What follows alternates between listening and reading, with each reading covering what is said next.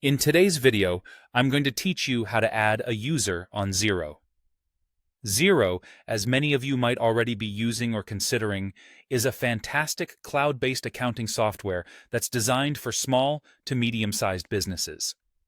It makes managing your business finances easier and also allows you to collaborate with your team or accounting professionals by giving them access to your financial data.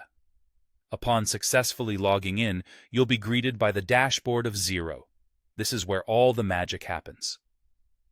But before we proceed further, let me share a tip. Take a moment to familiarize or refamiliarize yourself with the dashboard if you haven't explored it recently. It's a powerful hub for managing various aspects of your business finances. Now, to add a new user, you will need to focus on the organizational aspect of Xero. Look for your organization's name. It should be displayed prominently on the dashboard. Clicking on it will lead you to a more detailed view of your organization's settings and configurations. From here, navigate to the Settings option.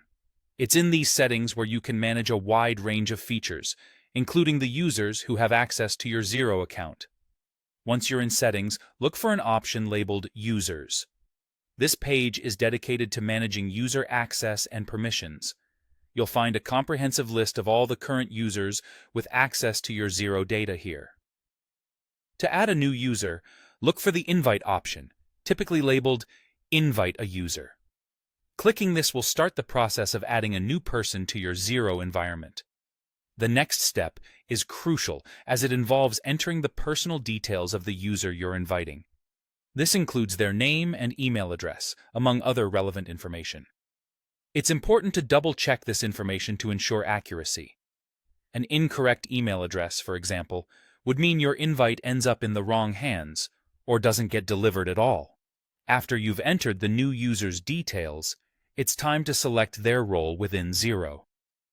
Xero offers various roles with different levels of access and permissions, so choose the one that best fits the new user's responsibilities. This is a significant step because it defines what the user can see and do within Xero. For instance, a standard user might not have the same access as an advisor or payroll admin. Choose wisely based on the level of responsibility and access you wish to grant. Finally, after selecting the appropriate role, all that's left is to send the invite. Click on Send Invite, and Xero will dispatch an email to the new user with instructions on how to join your Xero organization. It's seamless and saves you from manual follow-ups.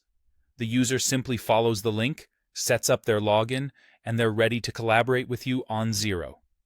In conclusion, adding a user on Xero is a straightforward process that enhances your ability to collaborate and manage your business's financial aspects efficiently. Just remember to go through each step cautiously to ensure you're giving the right access to the right people.